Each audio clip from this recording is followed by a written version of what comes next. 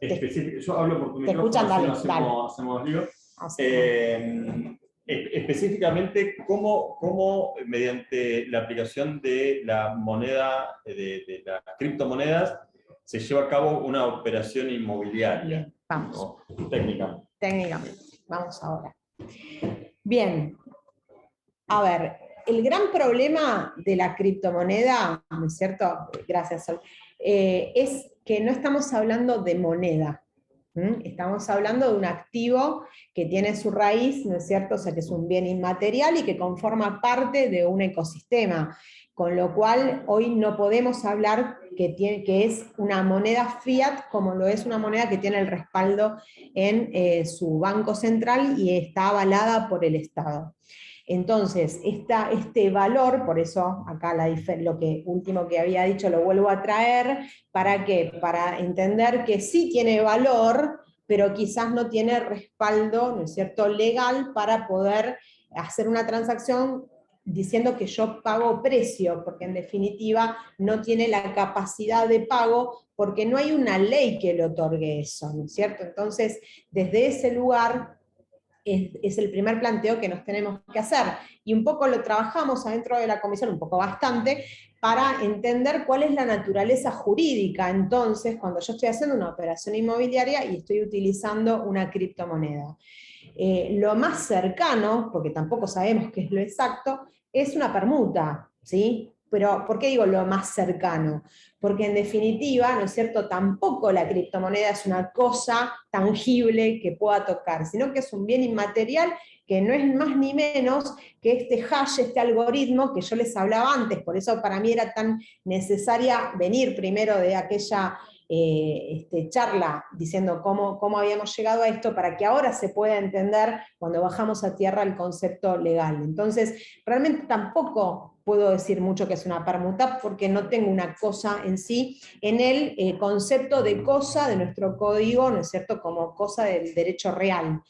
Entonces, sí, va a haber un intercambio. A mí me gusta mucho esta idea de, bueno, o sea, yo te doy mi inmueble para poder acceder a tu membresía, a esto que hablábamos antes. Entonces, o sea, es valor. Para mí vale tanto tu membresía como mi inmueble, entonces lo intercambiamos. Pero bueno, algún marco jurídico le tenemos que buscar hasta que no haya una regulación que en un momento estábamos hablando antes de empezar acá, desde donde decíamos, bueno, una regulación que sea para proteger a los individuos que transaccionan, pero que esta protección no implique invasión, porque uno de las grandes, digamos, de cómo lo pensaron los libertarios ingleses, era esta sensación o esta idea de anonimato, ¿no es cierto? Entonces yo no tengo por qué estar compartiendo toda mi información con el Estado y con el fisco, o sea, hay una parte que es hacia mi derecho de propiedad y no quiero terceros metidos en esa esfera. Esto dicho como si yo en ese momento me hubiera puesto y hubiera sido alguien del equipo de Satoshi Nakamoto cuando pensaron y sacaron y lanzaron el white paper de Bitcoin. Entonces, en principio es la normativa de la permuta, y esto va a tener que hacerse, ¿no es cierto?, sea buscando que ambas partes, primero que estén de acuerdo, que ambas partes deseen esto, porque es esta necesidad de intercambio, ¿no? Que el vendedor diga, yo quiero entrar en este ecosistema, quiero pertenecer a este ecosistema, y a cambio de eso, ¿no es cierto?, sea entrego un bien. Ahora, cuando entrego este bien, de lo que tengo que asegurarme es que la contratación sea justa para ambas partes y que ambas partes salgan con lo que realmente quisieron, ¿no es cierto? Entonces hay todo un trabajo de asesoramiento a la parte vendedora para explicarle que primero no es moneda, segundo, ¿no es cierto?, o sea, no está regulado. Tercero, porque hubo proyectos, pero estos proyectos realmente eran muy pobres a nivel jurídico, porque además tampoco estaban planteados por personas que conocían realmente bien la parte, digamos, tecnológica de lo que es blockchain, entonces hay mucho bache en ese proyecto. Y por otro lado, ¿no es cierto?, o sea, hacerles saber que forzosamente esta operación tiene que quedar cerrada y blindada. Entonces, si la persona recibe X cantidad de Bitcoin y mañana la cotización descendió abruptamente, y esta persona ya no llega a comprar lo mismo que acaba de vender, ¿sí? Entonces vendo un 3 ambientes, pero resulta que el otro día cuando me levanto, entro a la wallet, miro las cotizaciones y ahora ya tengo un 2 ambientes. Entonces, esta es la primera advertencia y la primera cláusula que va a haber, que va a estar relacionada, ¿no es cierto?, con una renuncia a lo que es la imprevisión. Ahora, para evitar estas situaciones, lo más recomendable, porque acá no hay una ciencia en absoluto, es, ¿no es cierto?, o sea que se trabajen con monedas que se llaman stablecoins, los USDT, que son criptomonedas que están vinculadas o arraigadas al valor del dólar. Que también esto tiene una pequeña crítica porque en su composición en estas cripto, parte entre el 13 y el 20% de la composición de esta cripto también son títulos valores, o sea, son créditos que en definitiva, si alguien, o sea, estos créditos no fueran cumplidos, si no fueran pagados, ese valor que yo creo que tengo, en realidad le tengo que restar un 13 o un 20%, depende cuál sea la moneda de la que estemos hablando. Entonces, o sea, hoy no hay una certeza o una tranquilidad para decirle al vendedor, mira, hace esto porque esto es la solución. En definitiva, hay que ir con el manual de, bueno, aviso esto, te aviso esto, te aviso esto, te aviso esto, y te voy a pedir que además firmes que yo te avisé todo esto, porque hacen mi responsabilidad. Ahí la veo a María Patricia que me hace así con la cabeza, exacto, o sea, lo primero que ustedes van a tener que hacer es buscar, ¿no es cierto?, o sea, la redacción de un tipo de, nosotros en el ámbito notarial lo llamamos minuta insistida, que implicaría, ¿no es cierto?, o sea, como, bueno, esto es, ¿no es cierto?, o sea, el ABC que yo te estoy contando, vos te estás poniendo al tanto de todo esto que yo te estoy diciendo, y te voy a pedir que por favor me firmes que yo todo esto te lo dije y dejo salvaguardada, ¿no es cierto?, o sea, mi responsabilidad. Ahí estoy viendo un segundito, me voy al chat porque veo que acá se ponen picantes, sí. Se picó, como dicen los chicos, sí, ¿no es cierto? Hay una pregunta, si se acepta Bitcoin, ¿se aclara en la escritura? Claro, exacto, sí. ¿Por qué? Porque nosotros lo único que hacemos es ser testigos de lo que las partes están contratando y de las voluntades de las partes. Entonces, lo que tenemos que poner es lo que está sucediendo, ¿no es cierto? Entonces, realmente, si la transacción va a ser en Bitcoin, porque aparte, como dijimos antes, todo esto está subido a la blockchain, inclusive a la blockchain que el exchange, ¿no es cierto? O sea, la casa de cambio tiene a través de la wallet. Entonces, fíjense cuántos términos vamos tirando, ¿no? Y por qué hay que leer estas noticias, porque ahí vamos armando como nuestro vocabulario tecnológico, que es esta posibilidad de entrar a hablar este nuevo lenguaje. Entonces, las wallets son, ¿no es cierto?, o sea, los, digamos, espacios digitales en los cuales se alberga este hash que dice que nosotros somos, ¿sí?, propietarios de X cantidad de criptomoneda y de qué tipo de criptomoneda y que podemos utilizar, y podemos hacer clic en la plataforma y decir que vamos a transferirla a otro usuario o que vamos a venderla para que nos depositen, ¿no es cierto?, sea el dinero en las cuentas que está vinculada con esa wallet. Entonces, ¿qué es lo importante? Que si hay Bitcoin, hay Bitcoin. Y ahí con mucha más razón va a haber que poner en el texto de la escritura que esto, ¿no es cierto?, o sea, está sujeto a variables y que la parte vendedora y la parte compradora lo conocen, lo aceptan y, ¿no es cierto?, asumen la responsabilidad de esto y que desligan, en el caso de ustedes, al de agente inmobiliario y en el caso nuestro al escribano que está autorizando esta escritura. El tema del USDT puede ser que yo como comprador tenga en mi wallet Bitcoin, ¿sí?, pero que venda estos Bitcoins y los cambie por estas stablecoins, por este USDT, para que de esta manera, ¿no es cierto?, lo que estoy transfiriendo es un valor que va a quedar estable y que el vendedor va a recibir. Entonces, mi vinculación jurídica con el vendedor fue en una moneda estable. Después el vendedor va a tomar su propia decisión, que ya se despegó de la operación de compraventa.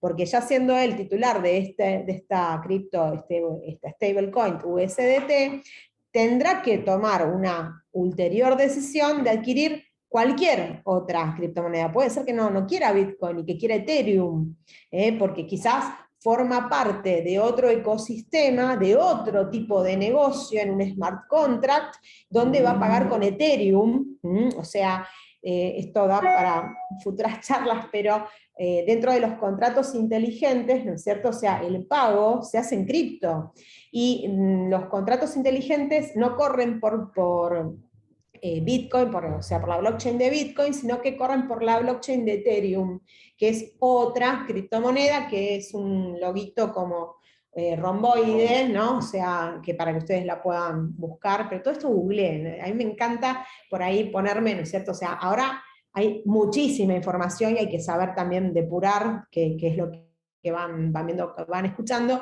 pero, o sea, como les dije al inicio, yo solamente les comparto mi camino de curiosidad, y esto fue increyendo, ¿no? Entonces después cada vez me suscribí a más boletines tecnológicos, empecé, después obviamente una diplomatura llevó a otra diplomatura, otra llevó a otra, y esto me parece que es un camino que sigue. Entonces, pero nos permite... ¿En qué sentido? Ustedes piensen que los bancos son los principales objetivos de la criptomoneda, ¿no? Es, por un lado, el ecosistema cripto, antítesis, el banco. ¿Por qué? Porque el banco, el Estado, lo formal, el escribano, el agente inmobiliario, terminan siendo agentes de tercerización en mi contratación directa que yo puedo tener en otra manera. Entonces, desde algún lugar, todo esto es información que hay que empezar a ver cómo lo leemos, y también ver cómo nos actualizamos para acompañar, ¿sí? estos procesos, porque también lo automatizado per se va a traer conflictos.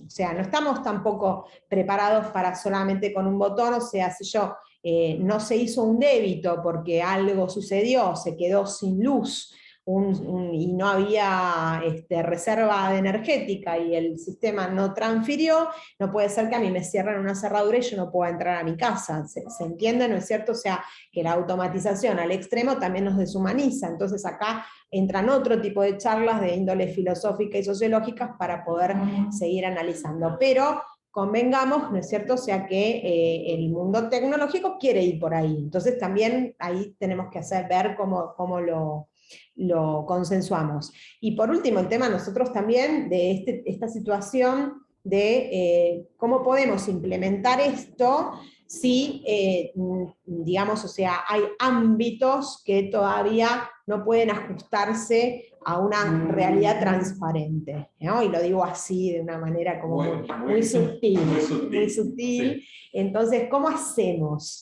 ¿No? Entonces, concientizarnos a decir, bueno, ok, algo va a tener que suceder, porque esto es algo que no tiene vuelta atrás en otras sociedades. Entonces, ¿cómo nos insertamos para también poder quedar conectados con el resto del mundo? Entonces son todos desafíos, creo que yo lo digo siempre en cada charla que doy, yo cada vez tengo más preguntas, ¿no es cierto?, y menos respuestas, pero esto va a formar parte de que tienen que darse necesariamente estos espacios de diálogos interdisciplinarios para que veamos cómo juntos podemos ir avanzando para, ¿no es cierto?, o sea, esto es muy de consteladora familiar lo que les voy a decir. Si alguno vio la película de Coco, de Disney, ¿no es cierto?, de Disney Pixar, es No me olvides, ¿no? O sea, que no nos olvide, que la comunidad no nos olvide. Y los que no la vieron se las invito a ver porque es súper emotiva. O sea, de alguna manera tenemos que salir a estar presentes en la comunidad, y el estudiar implica adquirir un vocabulario y adquirir un uso y un dominio técnico que hace que necesariamente podamos sentarnos como agentes de cambio, de transformación, con el resto de los otros agentes de transformación, y poder discutir y poder hablar normativas, porque tenemos el conocimiento de cómo funciona esto. Entonces, a la medida en que más podemos, ¿no es cierto?, o sea, estar en contacto con información, y más ablandamos el oído, escuchamos, cada vez más se habla de estos temas. Bueno, de esa forma, entonces vamos a poder, cuando viene alguien y dice, ay, yo tengo criptomoneda para esto, y ustedes van a decir, ah, bueno, pero yo ya sé más o menos qué pasos tengo que seguir, ¿no? Y esto es un poco lo que dijimos que vamos a ver en una segunda charla, con un montón de preguntas que ustedes mandaron que están buenísimas, me encantaron todas, en las cuales por ahí la idea es armar una presentación contestando esto y que puedan, o sea, que podamos interactuar y que quizás ustedes vengan con más noticias leídas tecnológicas o que estén como más en tema para hacer como una capa de mayor profundidad en esto. Esto era un poco como hacer un inicio y empezar a abrir la puerta para pispear qué había del otro lado, ¿no? Como dirán las abuelas. Así que, bueno, a ver qué dicen. Alguna pregunta más. Sí. Que tiene que ver con lo que venías hablando, el tema de la transparencia. Si el 100% se paga en Bitcoin, Sí. ¿cómo se pagan los impuestos? O sea, ¿qué valor se le pone al Bitcoin? Tal Porque cual. Hoy tiene un valor, mañana va a tener otro. Exacto. O sea, primero las partes en algún momento acuerdan el valor en el momento, ¿no es cierto? O sea, que están cerrando la operación, o sea, la escrituración, o sea, el día de la escritura hay un valor y el que tenía esa cantidad de bitcoins, o sea, va a tener que llegar al precio que la parte vendedora estableció seguramente en dólares. Hoy no hay un precio establecido en la venta del inmueble por Bitcoin, o sea, el inmueble tiene su valor en dólares y también va a haber un alea o un riesgo del comprador a saber que si está en esa tenencia de activo en cripto, va a tener que salir a satisfacer la cantidad de dólares por los cuales se obligó y se comprometió documentalmente. Primer situación, ¿no es cierto?, de asesoramiento de ustedes como agentes inmobiliarios para hacerles, ¿no es cierto?, advertir que quizás a lo mejor se compre 2 veces el inmueble, pero quizás también le pueda faltar la mitad del inmueble. Y entonces esto es algo, ¿no es cierto?, sea, digamos, importante por lo menos para que lo puedan saber. Yo les aseguro que aquellos que tienen cripto todo esto lo saben, lo tienen clarísimo, pero obviamente hay que saber, ¿no es cierto?, o sea, cómo resguardamos la responsabilidad profesional desde, ¿no es cierto?, o sea, nuestras respectivas miradas. Con lo cual sí, obviamente va a haber que tributar todos los impuestos que se tributan en una escritura, o si el boleto se sellara en el sellado del boleto. Ahora, ¿qué voy a tomar? El precio que es en dólares, voy a hacer exactamente la misma conversión que hago a la fecha. O sea, se va a tomar el dólar del día anterior, a esa suma se le va a poner en pesos y sobre eso se van a aplicar los impuestos y las retenciones. Hoy no hay otra manera porque, como dije antes, el Bitcoin no está incluido dentro de ninguna normativa, ¿sí? Y es lo mismo que, como hacíamos el chiste antes con Fabián, que me dijera, bueno, te compro este inmueble por 2 millones de botellas de agua mineral. Es exactamente el mismo concepto. Entonces, el Bitcoin va a tomar, vamos a necesitar X cantidad de Bitcoin para satisfacer el precio en dólares, y sobre ese precio en dólares será la conversión en pesos para que se pueda proceder a la retención de impuestos. Después hay otra pregunta que dice, respecto al origen de los fondos. ¿Cómo? Claro, porque acá hay un tema, yo puedo estar bancarizado, con lo cual con plata blanca yo compro Bitcoin y después vendo otros Bitcoin, los paso a una stablecoin, pago y no hay ningún problema. Ahora, yo puedo generar transacciones de bienes que no son registrables, no sé, vendo celulares, computadoras, todos me pagan en Bitcoin y yo una vez que me hago una masa de Bitcoin importante como para comprar una propiedad, me la compro. Tal cual. Y el Fico lo que te va a decir es, de todas estas ventas de gadgets que vos viste que vendiste celulares y todo eso, seguramente vos vas a tener tu facturación. ¿No es cierto? O sea, porque si vos tenés tu facturación respaldatoria, nada obstaría que vos con ese dinero pudieras comprar tu Bitcoin. Entonces, creo que por cuarta vez lo vamos a decir, todo este sistema lo único que trae es transparencia. Entonces, la pregunta es, ¿estamos preparados para eso? No, todavía no lo estamos, claramente, y se necesita una acción más allá, ¿no es cierto? O sea, que escapa a la, digamos, a la actividad de los individuos y que es supraestatal, ¿no es cierto? Porque esto en realidad tiene que haber una toma, ¿no es cierto?, o sea, de conciencia en otros estamentos que no son los nuestros. Bueno, pero te doy una vuelta a esa pregunta. Sí. No, yo compré un Bitcoin cuando el Bitcoin estaba 10 centavos. Bien. porque nada, porque tenía 10 centavos en el bolsillo, me compré 2 caramelos Tal y cual. con lo que me sobró me compré un Bitcoin. Hoy vale $50.000 y con esos Exacto. $50.000 me compro un Tal departamento. cual, pero vos vas a tener acreditada la transacción de cuando lo compraste. Entonces, lo importante acá es, en las declaraciones juradas, o sea, avisar al fisco que yo tengo esta tenencia, ¿no es cierto?, o sea, en cripto, y que obviamente, al tampoco tener una regulación específica, que en lo único que sí está contemplado es en la ley de impuesto a las ganancias, entonces esto únicamente va a ser grabado, o sea, voy a pagar mi impuesto a las ganancias en el momento en que me desprenda de la cripto.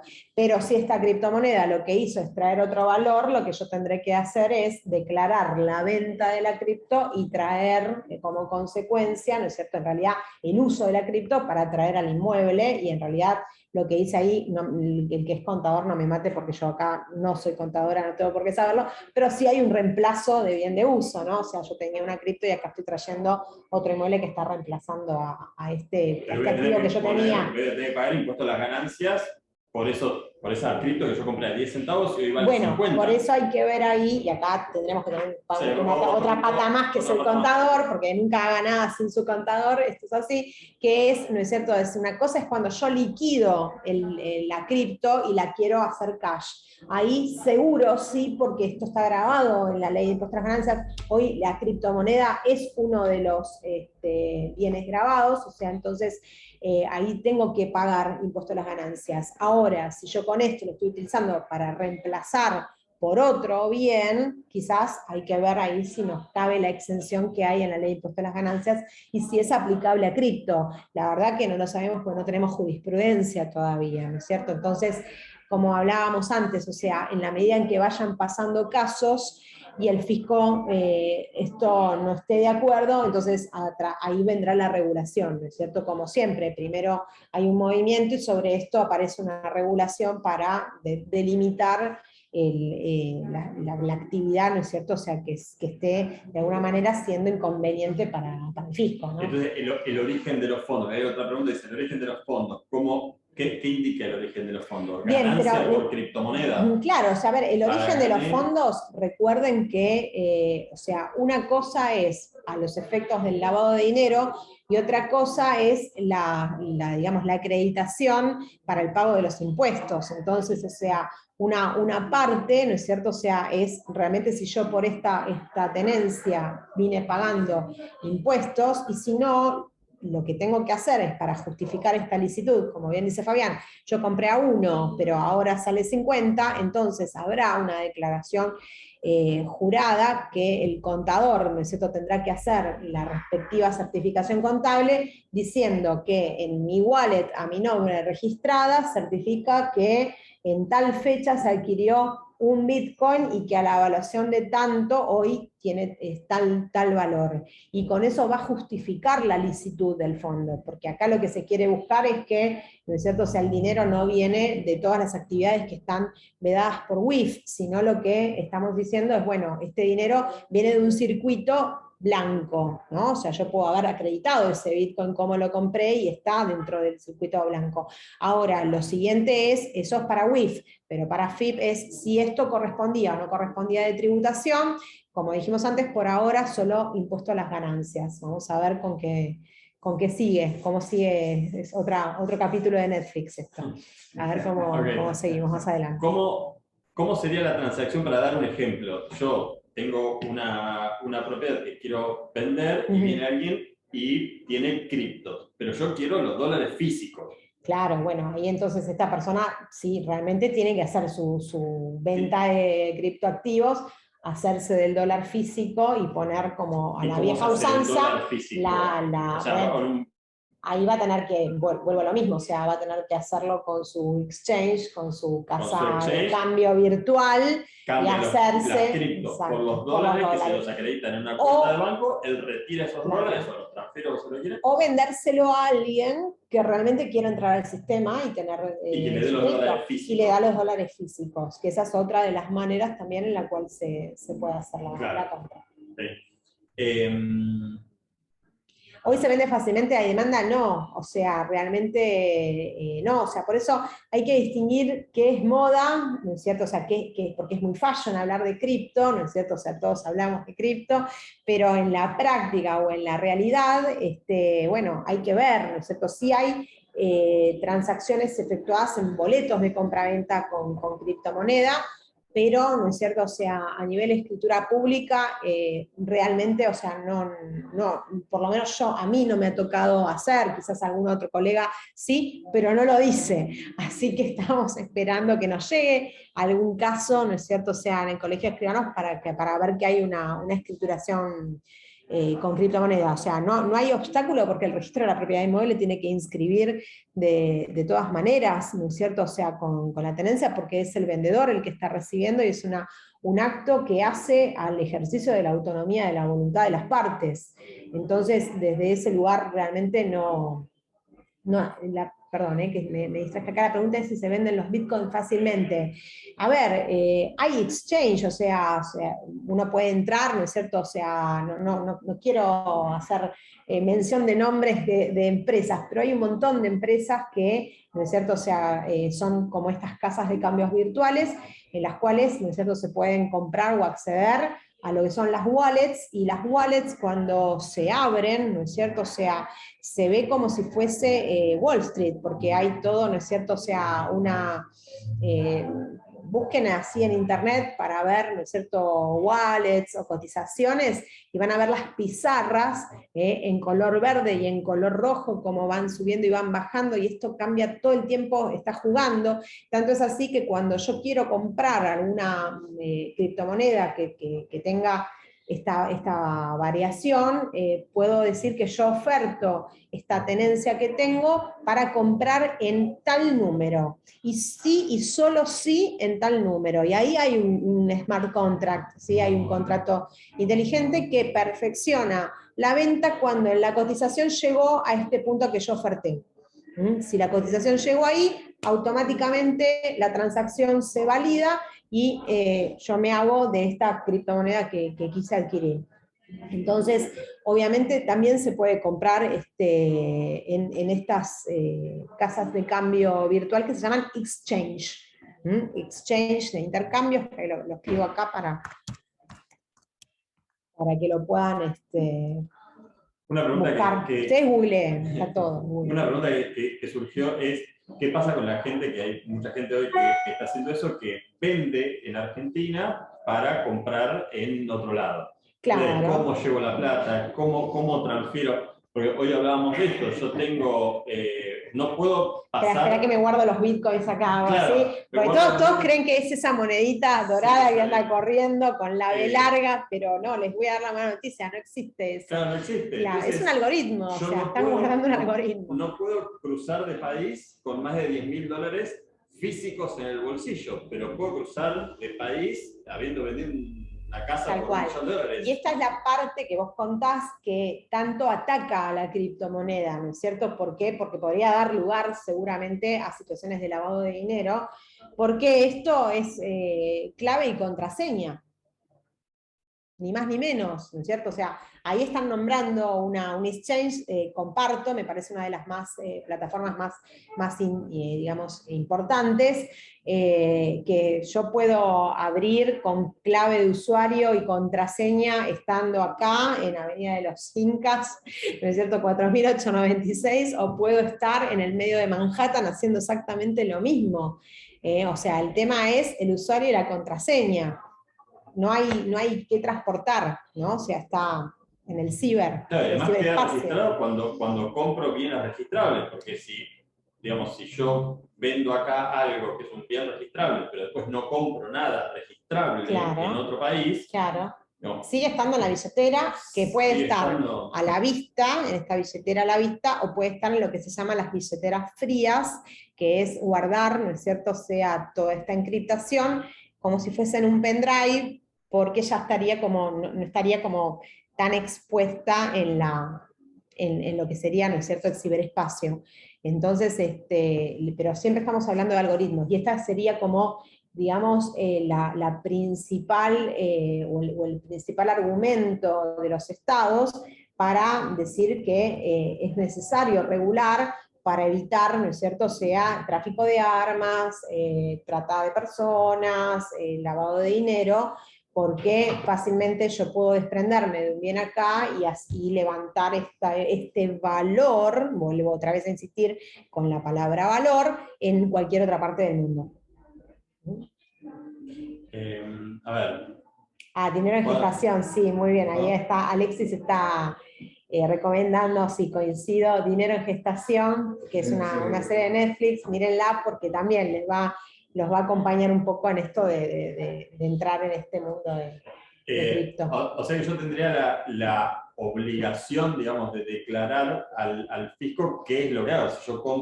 Si yo vendo acá un bien y compro otro, no sé, en Estados Unidos, yo tengo la obligación de declarar, no como saqué la plata, porque en definitiva... La plata salió bien, pero sí mi tenencia en un bien en el extranjero. O sea, tengo que cambiar de declaración jurada de un bien acá a otro bien allá. Otro bien que está fuera del territorio nacional, pero que a su vez también, que a ustedes les debe pasar cuando les viene una parte vendedora, ¿no es cierto?, que se fue a vivir en el exterior, ¿sí? Y cuando hay que hacer esta consulta impositiva a la FIP, porque ya no hacemos una retención o de ITI o de ganancias, sino que hay que hacerle la consulta a la FIP, es justamente para verificar primero en dónde está siendo residente esta persona, y si además tiene otros bienes, y si hay convenio de reciprocidad o tratados internacionales entre esos estados para ver cuál es digamos, la alícuota que termina estableciéndole a FIP al momento de vender.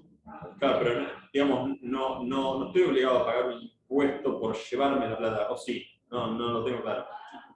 O sea, a ver, vos vas a denunciar que tenías un bien. Yo tengo un bien por 100.000 acá y me compré un 100.000 por 100.000 en otro lado. En tu próxima declaración jurada, ustedes recuerdan que las declaraciones juradas las hacemos un año de diferencia. O sea, yo voy a tener que decir que esta propiedad en Argentina no está más y que esta propiedad ahora, ¿no es cierto?, se transformó en una propiedad en otro lugar del mundo. Y el Estado después verá qué impuestos me cobra. Que aparece porque vos, en definitiva, lo único que hiciste fue cambiar la territorialidad del inmueble, pero el patrimonio sigue siendo el mismo. Entonces tributarás, pero quizás acá sí sea importante, ¿no es cierto?, o sea, establecer cuál es el régimen del otro país. Acá están preguntando lo de Brasil, y ahí realmente hay que mirar la legislación brasilera que me excede ampliamente, pero claro, hay que ver dónde yo voy a hacer efectivo ese dinero, porque también tengo que estar digamos, en sintonía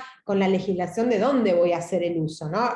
Voy a dar el ejemplo que da Alejandra, pero lo pongo al revés, o sea, yo vengo de otro lugar, vengo de Brasil con criptomonedas, y soy brasilera y la quiero usar acá en Argentina para efectivizarla y poner, ¿no es cierto?, los dólares arriba de la mesa y comprar una propiedad que les puede estar pasando a ustedes. Y bueno, yo lo que le tengo que decir a esa persona es que necesito una declaración jurada del origen de esos fondos. Entonces va a haber que encontrar, ¿no es cierto?, o sea, el agente certificante que me diga que estos fondos son lícitos, o probar la manera de cómo esta persona hizo la cadena de adquisición para poder saber que esto viene, ¿no es cierto?, o sea, de fondos lícitos.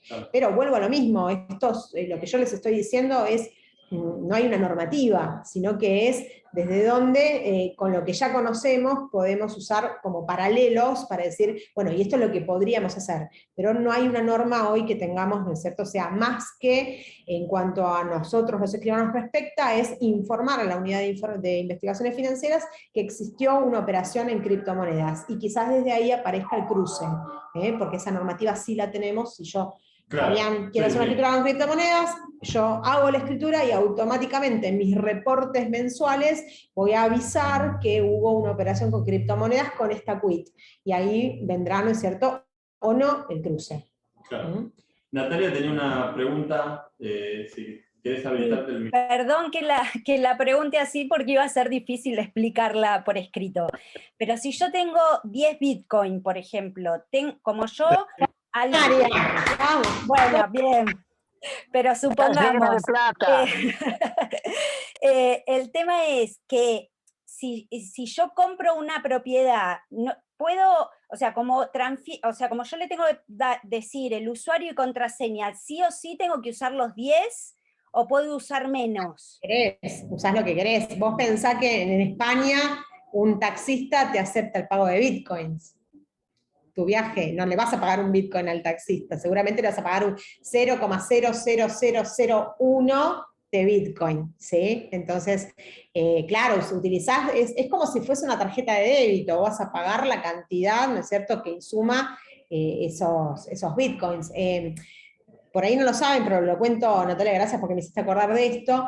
En el país tenemos 3 cajeros de criptomonedas, aunque no lo creamos, pero tenemos uno en Buenos Aires, tenemos uno en Rosario, si mal no recuerdo, y uno en Córdoba.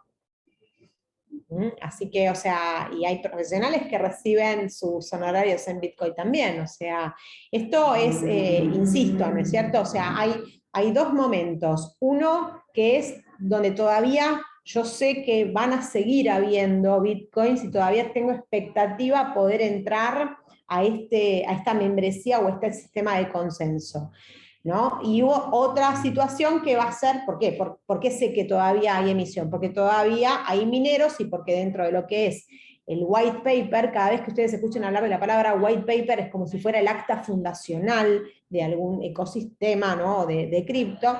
El white paper dice que va a haber emisión, yo no, ahora se me mezclan un montón de números, porque tengo mucha información en este momento en mi cabeza, pero creo que hablaba de 2048, se va a seguir emitiendo, pero en algún momento se termina la emisión.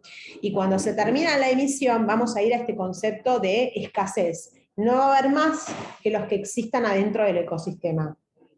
Entonces, si lo miramos, esto hoy no tiene el impacto que quizás vaya a tener al final de la emisión.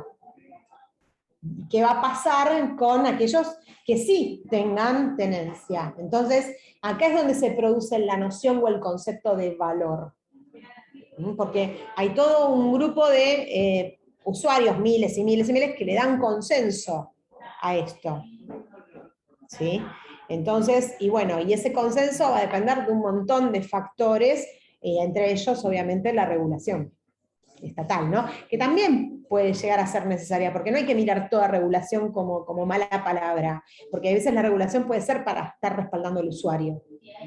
O sea, y a los consumidores, ¿no? Porque dentro de materia del derecho del consumidor, también, porque estamos entrando en terrenos que son difíciles de manejar. O sea, esto de, bueno, estaré tocando el botón correctamente para abrir esta wallet, o estoy haciendo lío y yo quería comprar 200 y estoy comprando 2000 y no me doy cuenta, ¿no? Y todo esto que nos sucede cuando nos enfrentamos a una página que no entendemos nada hasta que empezamos a ver cómo es realmente o cómo se navega, ¿sí? Así bueno, que, hacemos la última pregunta, sí. sé que tenés una... A las 5 tengo posgrado de Inteligencia Artificial y Derecho. Bueno, te leo la ley desde el chat.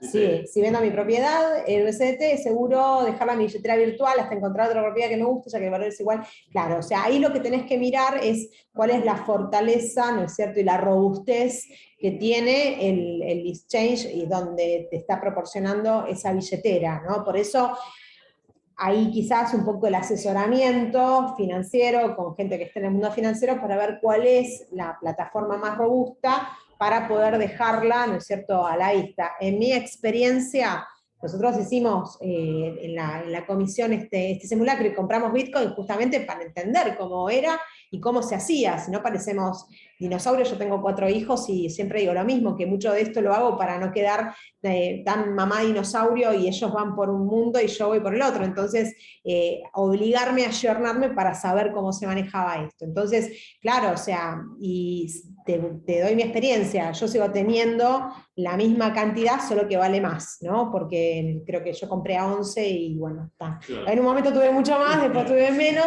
pero en definitiva a mí lo que me importa es la membresía, no lo que está cotizando, sino el estar dentro del ecosistema o pertenecer al ecosistema. ¿Sí?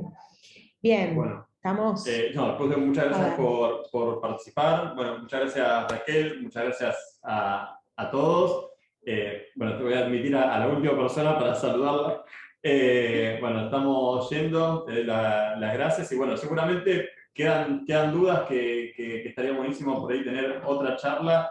Quizás lo hagamos con un poco más de tiempo como para que se puedan agendar preguntas que queden, y bueno, ir a algo más técnico. Sí, igual la idea era de las preguntas que ustedes mandaron, que me encantaron, o sea, es armar algo como para contestarla de una manera más sistemática, y entonces, o sea, ir bien a lo profundo. Lo que pasa es que esta primera charla era un poco necesaria en el sentido de desmitificar esta idea de que criptomoneda, ¿no es cierto?, es esto, porque en realidad lo que importa es blockchain, ¿no? Y la criptomoneda viene como la consecuencia, pero lo que está mirando la comunidad tecnológica no es la cripto, sino que es todo lo que se puede hacer con esta tecnología, y había que empezar por ahí para después seguir, porque cuando hablamos otras cosas volvemos a remitirnos a esta situación. Y además a la parte histórica, porque si no nunca entendemos cómo llegamos a esto.